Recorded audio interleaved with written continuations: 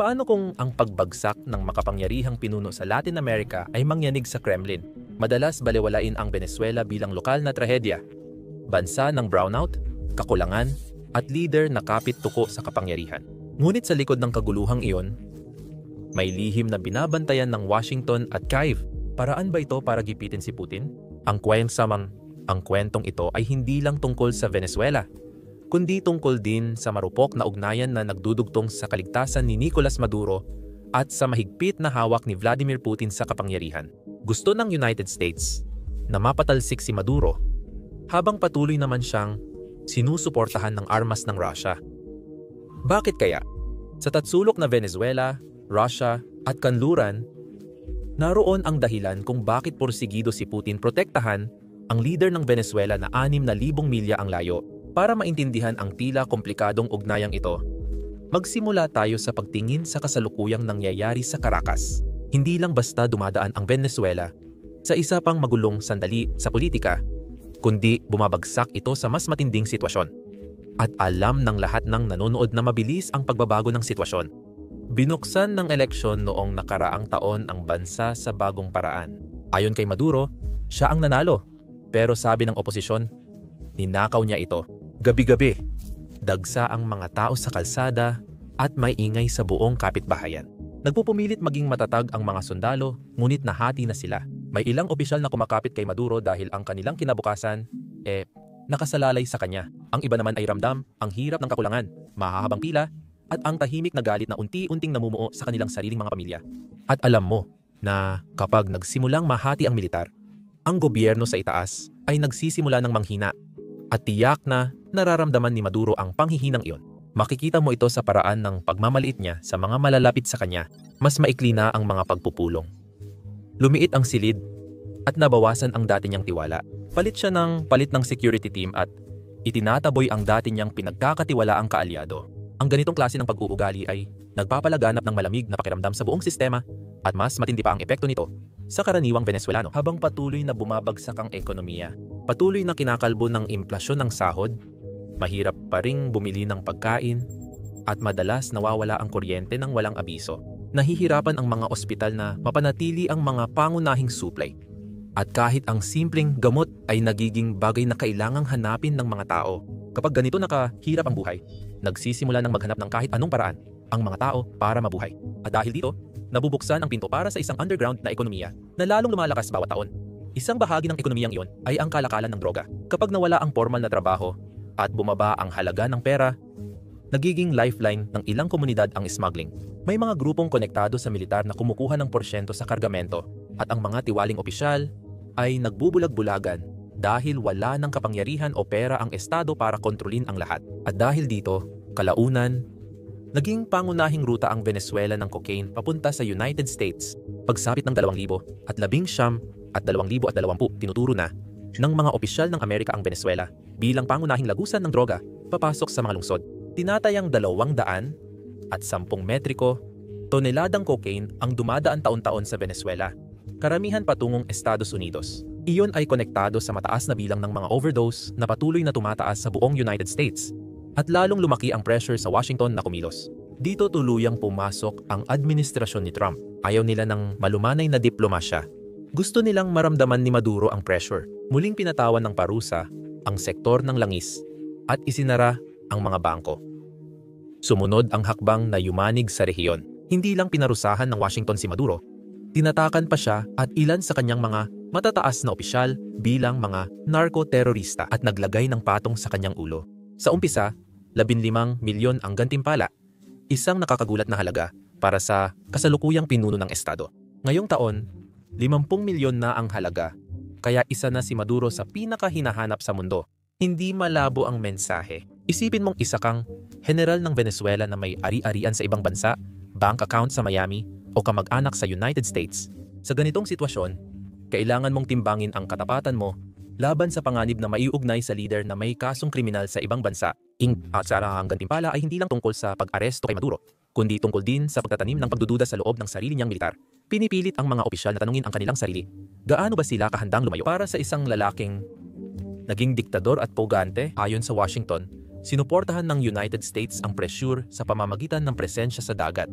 Nagpapatrolya pa rin ang mga barko ng Navy at Coast Guard malapit sa Venezuela, patunay ng seryosong aksyon ng Washington. Noong Nobyembre 16 dumating ang United States ship Gerald R. Ford, pinaka-advanced na aircraft carrier ng Amerika, kasama ang strike group nito. Napatunay na hindi lang ito simbolikong aksyon, mga pagpapatrolya. Sa tulong ng mga destroyer, fighter squadron, at eroplano para sa maritime surveillance, mabigat ang blockade at nagpapakitang handang ipatupad ng United States ang paninindigan nila. Hindi lang ito ukol sa politika. Direktang konektado ito sa mga problema sa loob ng bansa. Mula sa mga ruta ng droga na pumapasok sa mga lungsod ng Amerika hanggang sa tumataas na bilang ng mga overdose. Ang paniniwala na ang gobyerno ni Maduro ay parang kriminal na sindikato. Kung sumang-ayon man o hindi ang mga tao sa Washington, malinaw ang mensahe, hindi urong ang Estados Unidos. Nakita ng Rusya ang lahat ng ito at kumilos sa kabaligtarang direksyon. Piniling suportahan at palakasin ang Venezuela. Nagpadala ang Moscow ng mga kargamentong eroplano na may ekstrang pyesa, instruktor sa radar, at technical na koponan para mapanatiling gumagana ang lumang kagamitan ng Venezuela mula Soviet era noong 2023 at late 2000 at 24 dumaong ang mga barkong Ruso sa Venezuela habang tumataas ang tensyon. At ngayong taon, mas lumawak pa ang suporta. Noong Mayo, nagkita sina Maduro at Putin sa Moscow upang humingi ng tulong militar. Pagsapit ng Nobyembre, naipadala na sa Caracas ang mga sistemang depensa sa himpapawid ng Russia tulad ng Pantsir at Buk. Hindi layunin ng deployment na manalo sa digmaan, kundi magpadala ng mensahe. Ipinapakita ng Russia na kaya nitong impluwensyahan ang mga kaganapan kahit malayo sa kanilang hangganan, pati sa rehiyong itinuturing na likod bahay ng Estados Unidos. Mahalaga ang simbolismong ito sa Kremlin dahil konektado ang kanilang pandaigdigang imahe sa lakas, abot at katapatan sa mga kaalyado. Ito ang dahilan kaya kakaiba ang pakiramdam ngayon. Hindi lang ito basta isa pang krisis sa loob ng isang bansa. Isa itong banggaan ng mga interes. Nahihirapan ang Venezuela sa katatagan habang ang Russia ay pilit pinoprotektahan ang natitirang impluwensya nito sa Latin America. Tinutulak ng Estados Unidos dahil sa droga, politika at paniniwalang lumalampas si Maduro sa ilang hangganan. Habang lalong pinipisil ng mga puwersang ito, lalo ring tumitindi ang presyon sa isang bansang labis nang nahihirapan. Ang daming atensyon sa bansang ito sa Latin America. Bakit kaya? Para maintindihan ang sentrong papel ng Venezuela sa pandaigdigang tunggalian, dapat nating tingnan ang yaman nitong langis sa ilalim ng lupa. Diyan nagsisimula ang totoong kwento. Ang Venezuela ay hindi lang may langis. Ito pa ang bansang may pinakamalaking langis. May 300 at 3 bilyong bariles ng napatunayang reserba ng langis ito. Mas marami pa kaysa Saudi Arabia o sino man. Kung i-drain mo lahat ng langis ng Venezuela, mapupuno mo ang mga oil tanker na kayang umikot sa mundo. Ganoon kalaki ang supply nila.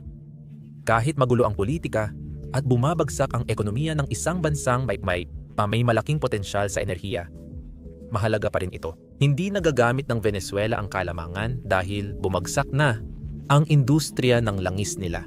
Dahil sa korupsyon, maling pamamahala at parusa, napabayaan ang mga balon, nasira ang pipeline, at umalis ang mga manggagawa para sa mas magandang sahod. Nagdadagdag ng bagong twist sa kwento ang langis ng Venezuela. Mabigat at malapot ang karamihan sa langis na iyon. Maraming asupre at nananatili sa ilalim ng bariles. Hindi tulad ng magaan at malinis na krudo. Kailangan nito ng espesyal na kemikal na diluents para dumaan sa pipeline at komplikadong refinery para gawing gasolina o diesel. Sino ang nagtayo ng mga refinery sa buong baybayin dekada na ang nakalipas? Estados Unidos, Gulf Coast, ang Houston, Lake Charles at Corpus Christi ay may malalaking plantang para talaga sa krudong langis ng Venezuela. Nandyan na ang mga tubo, coker, manggagawa, lahat ng kailangan. Hinihintay na lang ang go signal. Matagal nang umaasa ang mga refinery sa krudong langis ng Venezuela bilang pangunahing sangkap. Bumagsak ang ugnayang pampolitika, pinutol ng mga parusa ang daloy, at biglang nasira ang matagal ng matatag na supply chain. Kahit na may kaguluhan, hindi tumigil ang mundo ng pandaigdigang enerhiya sa pagmamasid. Sa mga nakaraang taon, nagsimulang lumitaw ang maliliit na senyales ng pagbangon. Pumasok ang mga kumpanya mula Asia at gitnang silangan na may technical na suporta. Ilang kumpanyang Amerikano pa nga ang nakatanggap ng limitadong pahintulot para subukan ang mga kasunduan. Sakaling magbago ang kalagayang pampulitika, ang pinakamalaking pangalan doon ay si Chevron. Simula huling bahagi ng 2022, legal na silang nagpapapump ng langis. Kasama ang Petróleos de Venezuela, Sociedad Anónima, gamit ang espesyal na lisensya mula sa Treasury. Tahimik na pinalawak muli ito ng Administrasyong Trump noong 2025. Apat na joint venture ang kasalukuyang tumatakbo na nagdadagdag ng halos 20,000 bariles kada araw na dumidiretso sa Gulf Coast. Nasa merkado na ang langis na yan, kalaban ng Russian Urals, at aktibo pa rin si Maduro sa palasyo ng Miraflores. Natuklasan ng Washington na ang mga parusa ay nagtulak sa Venezuela na lumapit sa Moscow at Beijing. Kaya ang kasalukuyang estratehiya ay mas marami ang insentibo kaysa parusa. Hayaan ang Chevron na buksan ng kaunti ang mga balbula, kaunti lang, para masiyahan ang mga refinery. Umaasa silang ang dagdag pera ay mahikayat ang ilang general na baka mas maganda ang buhay matapos ni Maduro. Hindi pa ito baha, pero pinapatunayan nitong pwedeng buksan ang gripo kahit walang pagbabago sa pamahalaan. Una, wala sa mga ito ang nagbalik sa Venezuela sa dati nitong kasikatan. Pero may nabago itong mahalaga. Huminto ang pagbagsak ng bansa at nagsimulang manindigan. Kaya napansin ito ng mga analyst. Lalo pang lumalaki ang pagbabagong iyon. Ipinapakita ng Venezuela ang muling pagbangon. Unti-unting bumabalik ang produksyon ng mga dating tahimik at kinakalawang na oil field, papalapit sa 1,000,000 bariles kada araw. Marupok pa rin ang pagbangon. Ngunit sa masikip na pandaigdigang merkado, kahit kaunting bagong supply, ay pwedeng magdulot ng pagmamadali sa mga mangangalakal. Alam ng mga tao sa Wall Street at mga sentro ng enerhiya ang isang mahalagang bagay. Kung makakakuha ang Venezuela ng totoong pamumuhunan at makabagong teknolohiya, ang mabagal na pag-akyat na ito ay maaaring maging isang biglaang pagtaas. Ang posibilidad pa lang nito ay nagbabago na ng inaasahan at nagpapakilos sa mga merkado. Iyan ang dahilan kung bakit nakatutok ang Washington. Sa administrasyon ni Trump, tinitingnan ng mga opisyal na hindi lang ito problemadong bansa na bumabangon. Para sa kanila, ang Venezuela ang perpektong pressure sa mas malaking geopolitical na laro. Ibalik ang mga bariles nito sa pandaigdigang sistema para mabago ang mapa ng langis at masaktan ang Russia ng walang digmaan. Bawat bariles ng Venezuela sa merkado ay nababawasan ang tsansa ng Moscow na magbenta ng krudo sa mataas na presyo. Sa parehong panahon, ang pagbabalik ng access sa mabigat na krudo ng Venezuela ay tumutulong sa United States refinery na gumana ng mas maayos, nagpapakalma sa biglaang pagtaas ng presyo, at nagpapatatag sa supply chain na naapektuhan ng parusa at digmaan. 1 kilos, 3 tinamaan. Pinipressure nito ang Kremlin. Pinapalakas ang posisyon ng Amerika sa enerhiya at pinapakita sa mundo na may matagalang epekto ang agresyon. Hindi lang politika o alyansa ang pinagmumulan ng presyon sa Kremlin. Ito ay mula rin sa mas malamig at walang pakialam na bagay kanino mang nagsasalita sa Moscow. Simpleng matematika lang ito sa merkado ng langis. Walang palabas, walang puwang mag-improvise, numero lang ang mahalaga. Ito ang pinakakinatatakutan ni Putin dahil inaalis nito ang ingay at inilalantad siya. Kapag napag-uusapan ang pagbabalik ng langis ng Venezuela sa global na supply, hindi iniisip ng mga tao ang tahimik at banayad na pagtaas na tinatanggap ng mundo. Ang tinutukoy nila ay isang direktang hamon sa krudong Ruso. Mabigat at malapot ang langis ng Venezuela, tulad ng ginagamit ng maraming refinery sa Russian Urals. Kaya kung tumibay ang Caracas at magbomba ulit, bawat dagdag na bariles na ipadadala nila ay parang isa ring bariles. Talo ang Moscow. At kapag tiningnan mo ang mga posibleng landas ng produksyon, nagiging alanganin ang sitwasyon para sa Kremlin. Mabilis, maging ang simpleng sitwasyon ay nakakapagbigay ng presyon. Kung magdadagdag ang Venezuela ng 250,000 bariles kada araw, mababawasan ang mga customer ng Russia sa panahong binabaan na ng Moscow ang presyo para manatili sa laro. Kung umabot sa 1,000,000 bariles ang Venezuela, lalo pang magsisikap ang Russia maghanap ng mamimili sa market na di kayang suportahan ang dalawang bansang sabay nagbebenta ng murang krudo. Kung umabot sa 15 milyon ang Caracas, para itong suntok ni Mike Tyson sa tadyang ng Moscow. Dahil sa puntong iyon, hindi na usapan ng market share ang labanan, kundi nagiging tanong na ng presyo. Ang pagbabalik ng Venezuela ay maaaring magpababa ng presyo ng langis sa mundo ng 10-20 bawat bariles. Hindi maliit na pagbabago yan.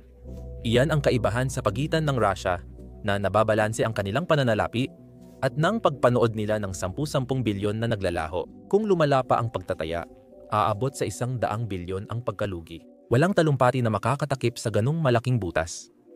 Pag nagbago ang supply ng enerhiya, gumagalaw ang lahat sa paligid. Ang mga Amerikanong tagapino na ilang taon nang nag-i-improvise dahil wala ang kanilang Venezuelan na hilaw na materyales, ay biglang nagkaroon muli ng perpektong kapareha. Ang India at China, na bumibili ng krudong Ruso dahil sa murang presyo, ay nakakakita na ngayon ng mas madaling opsyon. Ang sekundaryang parusa ng Washington ay nagpapahirap sa mga nakikitungo sa langis ng Rusya. Alam ng malalaking mamimili na ang mga parusang iyon ay maaaring magpaalis sa kanila sa United States financial system. Bumibili pa rin ang India at China dahil malaki ang diskwento at magulo ang ibang opsyon. Kung matatag, may sapat na supply, at suportado ng United States ang Venezuela, madali na lang ang desisyon. Hindi na nila kailangang umiwas sa parusa o umasa sa lihim na fleet at middleman. Pwede silang bumili ng malinis at murang produkto sa Venezuela. Mabilis din magpalit ang mamimili kapag mas ligtas at mas maginhawa kapag binago ng langis ng Venezuela ang global na balanse. Hindi lang Russia ang maapektuhan. Agad itong makakaapekto sa natitirang bahagi ng mundo ng enerhiya. At dito papasok ang susunod na komplikasyon. Sa loob ng maraming taon, sinubukan ng Saudi Arabia at Russia na kumilos bilang magkasamang tagapamahala ng merkado ng langis sa pamamagitan ng Organization of the Petroleum Exporting Countries. Dagdag pa, marupok ang kanilang relasyon. Kung bababa ang presyo dahil sa bagong supply mula Venezuela, dapat agad kumilos ang Riyadh para sa kanilang interes. Mas mahalaga sa Saudi ang presyo kaysa pagkakaibigang pampolitika. Kung maging dahilan ang Russia ng pagkabigo ng kanilang estratehiya, lalala agad ang tensyon. Habang nangyayari iyan, malamang mag-a-adjust na rin ang Latin America. Kung humina o bumagsak ang sistema ni Maduro, agad na magre-react ang rehiyon. Luluwag ang pressure ng mga refugee sa mga kalapit bansa, mawawalan ng diskwentong Venezuelan fuel ang Cuba at Nicaragua. At aakto ang Brazil bilang natural na haligi ng hemispero. Habang binabalik ng Washington ang impluensya sa rehiyon, liliit ang espasyong dating pinasok ng Russia sa tulong ng Caracas. At habang pinag-uusapan pa natin ang tungkol sa mga usaping panrehiyon, isa pang pinagmumulan ng tensyon ay matatagpuan mismo sa kabila ng hangganan sa Guyana. Ginugulo ni Maduro ang issue sa Esquibo sa pagpapadala ng sundalo sa hangganan at pagsasagawa ng referendum. Walang humiling nito. Tuwing ginagawa niya ito, nililipat ng Brazil ang puwersa nila. Pinahigpit ng Exxon ang seguridad sa offshore platform nila. Nababalisa ang mga karatig bansa. Kung magpilit siya, posibleng harapin ng Venezuela ang regional blockade o bagong parusa na makakapigil sa pagbangon ng langis na inaasahan ng mundo. Maaaring sumugal si Maduro na sa pananakot sa Guyana, magkaisa ang bansa o magkaroon siya ng bagong lakas. Isa itong delikadong sitwasyon. Isang maling galaw lang ay maaaring nga magpabagal o makasira sa pagbabalik na inaasahan ng Washington na magbabago sa mapa ng enerhiya. Tahimik na umaasa ang Rusya na may tensyon para mag-ingat ang kanluran. Pero hindi magdulot ng digmaan. Mas mura ang kaguluhan kaysa tagumpay. At patuloy na kumakalat ang epekto lampas sa rehiyon. Kapag lumiit ang kita ng Rusya sa langis, nababawasan ang proyekto nila sa ibang bansa. Mas mahirap nang mapanatili ang suporta para sa mga proxy sa Africa, Syria at Gitnang Asya. Hindi malaki ang gastos sa mga operasyong ito, pero kailangan pa rin ng tuloy-tuloy na pondo. Manipis na ang abot ng Rusya bago pa mangyari ito. Matagal na itong pinahihina ng mga parusa, pagkatalo sa labanan, at bumagal na ekonomiya. Hindi ang dami ng taga-Venezuela ang dahilan ng pagbagsak, pero pinapabilis nila ito. Madalang biglang bumagsak ang impluensya. Unti-unti itong kumukupas. Lalong nararamdaman ng Kremlin na sila'y napapaligiran. Mas malaki ang pressure sa Rusya kaysa sa inaamin nila. Ang langis ay hindi lang isa sa mga iniluluwas ng Moscow. Ito ang haligi na sumusuporta sa buong estado. Tinatayang 1/4 ng budget ng Rusya ay galing sa kita ng enerhiya. Ang perang iyon ang ginagamit sa militar, ahensyang panseguridad, sweldo ng propagandista, at mga programang panlipunan para patahimikin ang tao. Bawat pagpapalipad ng misil sa Ukraine, bawat armored vehicle sa harapan, bawat magarang kwento ng tagumpay sa state television ay pinapatakbo ng mga dolyar mula sa langis na pumapasok sa mga account ng Kremlin. Mas mahirap nang kitain ang dolyar dahil sa tumataas na gastos at mga parusang nagpapahirap sa produksyon. Nag-aatubili ang mga insurer sagutin ang Russian tanker maliban kung tama ang presyo. Kahit na makahanap ng mga mamimili ang Moscow, Madalas nitong kailangang ibenta ng may malaking diskwento dahil alam ng mga bansa tulad ng India at China na desperado ang Russia para sa kita. Bawat padala ngayon ay mas kaunti ang halaga, habang mabilis na uubos ng digmaan ang pondo na di kayang tumbasan ng estado. Dahil dito, kahit kaunting pagbaba ng presyo sa mundo ay nagdudulot ng krisis kay Putin. Ang pagbaba ng dolyar, 10 kada bariles ay pwedeng magbura ng bilyon-bilyong halaga sa isang taon. Agad kumilos ang gobyerno. Kapag bumababa ang presyo, hindi lang nababahala ang Russia, kundi parang nayayanig ang pundasyon ng kanilang sistemang pampolitika. Kapag natutuyo ang pera, hindi lang pambansang budget ang apektado kundi pati buong ekonomiya. Humihina ang ruble at bawat bagsak nito ay nagpapataas ng inflasyon. Araw-araw, ramdam ng mga Ruso ang mabilis na pagtaas ng presyo na di kayang pigilan ng gobyerno. Nagpipigil gumastos ang mga pamilya, hirap ang maliliit na negosyo manatili, lumalala ang dismaya ng publiko, at nagbabago na ang pambansang pananaw. Tumaas ang presyo para sa mga taong malapit kay Putin. Ang pinakamalalapit sa kanya ay laging nagtatalo, nagsisihan, at nag-aalala na baka mawalan ng impluwensya o proteksyon dahil sa nababawasan nilang yaman.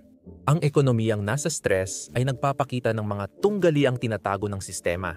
Pwedeng mauwi sa bukas na alitan ang mga tahimik na tensyon kapag tumagal ang presyon. Ito ang chain reaction na kinatatakutan ni Putin. Ang pagbaba ng presyo ng langis ay hindi lang bumabawas sa budget ng digmaan, kundi nililindol din ang mga merkado, pinahihina ang pera, at nagpapahina ng kumpiyansa ng mga sumusuporta sa estrukturang pampolitika. Kayang lampasan ng Rusya ang hirap na panahon. Hindi nito kayang lampasan ang matagal at tuloy-tuloy na pagbagsak ng kita sa enerhiya nang walang matinding pinsalang pampolitika. Alam lahat ito ng Washington. Dahil dito, hindi lang parusa o diplomatikong talumpati ang estratehiya ng United States. Ang layunin ay mapatalsik si Maduro at palitan ng gobyernong kaalyado ng Amerika na papayag sa mga kumpanyang langis ng kanluran na imodernisa ang industriya ng Venezuela. Diyan pumapasok si Maria Corina Machado sa eksena. Hindi lang siya isang Nobel Peace Prize winner, kundi siya rin ang gusto ng United States na maupo sa Miraflores kapag natapos na ito. Pinaniniwalaan nilang siya ang kayang magpatatag sa bansa, muling paandarin ang industriya ng langis, at simulan ang pagpiga sa Moscow gaya ng plano nila. Kapag nangyari yon, pwedeng lumampas sa 1,000,000 bariles ang produksyon at patuloy pang tumaas. Nagiging direktang kakumpetensya ng Russia ang Venezuela. Sa panahong hindi ito kaya ng Moscow, dala ang katotohanan ito para kay Putin, hindi na pwedeng maging mas malinaw pa ang mga nakataya. Ang suporta kay Maduro ay hindi lang katapatan o impluwensya sa Latin America, kundi pagprotekta rin sa lifeline ng Russia. Kung lumipat ang Venezuela sa kanluran, mawawala sa Moscow ang panangga, bahagi sa merkado at mataas na presyo. Hindi kayang talunin ng Kremlin sa laban na ito. Para kina Putin at ng kanyang mga opisyal, hindi maaring bumagsak si Maduro. Yan ang dahilan kung bakit todo ang pagsusumikap ng Kremlin na manatiling nakatayo si Maduro. Pero bago may magsimulang maghanda para sa isang Venezuela na wala na si Maduro, may mas mahirap na katotohanan na naghihintay sa lupa ng Caracas. Dahil huwag nating lokohin ang sarili natin na basta na lang mag-iimpake si Maduro at ibibigay ang susi. Mukhang hindi maganda ang sitwasyon ng langis sa Moscow. 25 taon nang inihanda ng lalaki ang Venezuela bilang kuta para sa ganitong pagkakataon. Ayon sa rehimen, kontrolado nila ang 300 at 50,000 aktibong militar at 18 milyong kasapi ng iba't ibang milisya at paramilitary tulad ng kolektibos. Isama pa ang 25 milyong miyembro ng Bolivarian Militia na nakatanggap ng kahit paanong batayang pagsasanay sa paggamit ng armas. Mahigit 4 na milyong tao ang 10 taon nang sinasabihang darating ang mga Amerikano para patayin sila at nakawin ang langis. Karamihan sa kanila ay mababa ang sahod at halos nagugutom. Oo, pero sila ay armado, organisado, at sinanay na makita ang pagbabago bilang katapusan ng kanilang mundo. Bukod dito, ang intelihensya ng Cuba pa rin ang namumuno sa kalahati ng kontra-intelihensya ng seguridad ng Venezuela. Ang mga pribadong kontratistang militar ng Rusya ay naka-assign sa pangunahing unit. Palihim nagpadala ang Iran ng mabilisang bangka at drone instructor. Hindi isang nag-iisang diktador at ilang kinakabahang general ang nagtatanggol sa palasyo. Pinangangalagaan ito ng isang sunod-sunod at paranoidong ekosistema na matagal nang naghahanda para sa labanan sa bawat kalsada at blok sa Caracas mula pa noong 2017.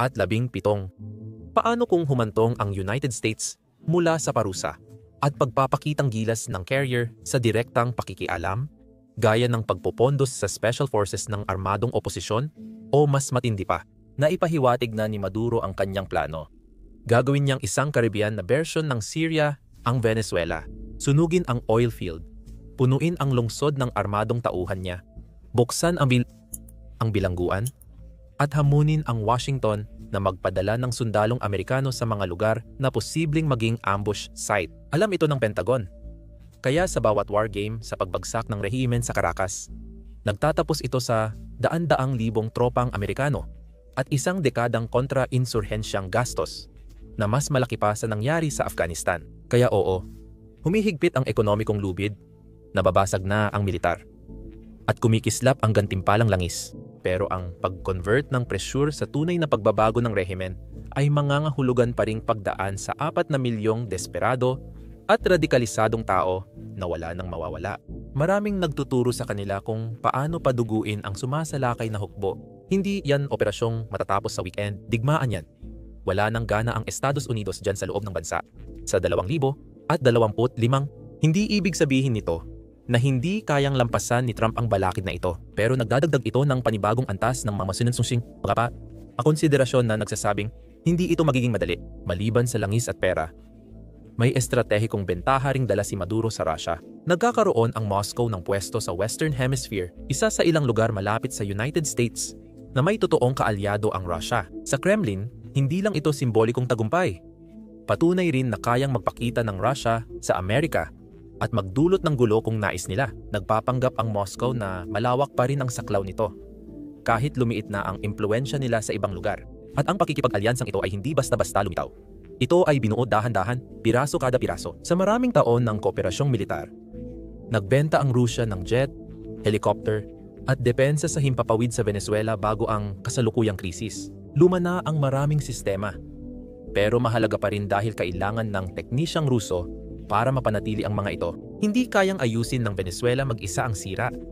Kailangang tumawag sila sa Moscow. Ang pagdepende nila ay nagdudulot ng matibay na ugnayan, kahit abala o gipit ang Russia. At nariyan pa ang usapin ng pera, na mas seryoso pa. Nagpautang ang Russia ng bilyon-bilyong halaga sa Venezuela. Ang ilan sa mga pautang na iyon ay galing mismo sa Kremlin. Ang iba ay dumaan sa Rosneft, na kumuha ng bahagi ng proyekto ng langis ng Venezuela bilang kolateral. May ilang oligarko pa nga na inilagak ang sarili nilang pera sa mga delikadong kasunduan na konektado sa sektor ng enerhiya ng Venezuela. Lahat ng ito ay bumubuo ng malaking sapot ng pinansyal na obligasyon. Kung bumagsak si Maduro, malaki ang mawawala. Isang malaking dagok. Hindi kayang tiisin ng Moscow iyan ngayon. Lalo na't may digmaan na sumisipsip sa kanilang budget at mga parusa na pumipigas sa bawat sulok ng kanilang ekonomiya. Dito na nagiging alanganin para sa Kremlin dahil hindi na kayang suportahan ng Russia ang Venezuela tulad ng dati. Tinanggal ng digmaan sa Ukraine ang labis na lakas tao, kagamitan at atensyon. Kadalasan, ang tulong mula Russia ay pakitang gilas lang, hindi tunay na tulong. Isang barko bumisita, isang eroplano naghatid ng kargamento, at ilang tagapayo sa lupa. Malakas tingnan mula sa malayo, pero kitang-kita malapitan na nagpapakitang gilas lang talaga ang Moscow. At may isa pang alalahanin na umiikot sa paligid ng grupo ni Putin. Isa na bihira nilang banggitin ng malakas. Kung bumagsak si Maduro, maaaring subukan niyang tumakas papuntang Russia. Ngayon, parang dramatiko pakinggan. Pero matagal nang umiikot ang chismis na ito. At sa totoo lang, kinakatakutan ito ng Kremlin. Ang pagtanggap ng isa pang bumagsak na leader ay hindi magpapalakas sa imahe ng Russia, kundi magmumuka itong tahanan ng mga retiradong diktador na nabigo. Mailalagay si Maduro sa parehong sitwasyon nina Yanukovych, Bashar al-Assad, at iba pang tumakas sa Moscow. Kapag nagkagulo, makikita ng mundo na may panibagong kaalyado ng Russia na bumagsak kay Putin, kaya ayaw pakawalan ng Kremlin. Dito tayo bumabalik kay Putin mismo, dahil lahat ng mga epekto sa buong mundo ay sa huli ay tumatama sa iisang target, siya. Kapag kumonti ang pera mula sa langis, sabay-sabay itong maaapektuhan ang lahat. Bababagal ang paggawa ng tangke, misil, at armored na sasakyan dahil mahirap na makuha ang bakal, electronics, at pondo. Hihina ang mga programang panlipunan, magdudulot ng pag-aalala sa mga pamilya at pagmamadali ng mga lokal na opisyal sa paghahanap ng solusyon. Liliit ang budget ng rehiyon at mapipilitan ang mga gobernador sa di gustong desisyon. Bumababa ang kakayahan ng Kremlin na bumili ng katapatan na siyang nagbubuklod sa sistema sa oras na pinakakailangan ito. Diyan lalabas ang mga bitak at mag-uumpisa nang magbulungan ang mga matigas ang loob na nagkamali si Putin sa sitwasyon. Magpapanik ang mga oligarko habang nababawasan ang yaman nila sa pagbagsak ng ekonomiya. Ang mga gobernador na nagbabalanse ng katapatan at kaligtasan ay magsisimula ng umiwas. Hindi agad masisira ang sistema. Unti-unti itong yayanig sa maraming maliliit na pagyanig na halos di pansin. Unti-unting nasisira ang autoridad na binuo ni Putin sa loob ng dekada. Habang lumalagpas na sa kakayahan ng Russia ang digmaan sa Ukraine. Pagod na ang mga sundalo, nauubos na ang mga kagamitan, at palaging nasa matinding pagsubok ang mga linya ng supply. Malaking yaman ang kailangan sa bawat pagsulong, at hirap makasabay ang Moscow. Kapag bumaba ang kita sa langis, magiging krisis ang paghihirap na iyon. Ang mga pabrika na gumagawa ng mga armas ay mahihirapan. Ang mga sundalo ay hindi mababayaran ng mas malala pa kaysa sa nangyayari ngayon.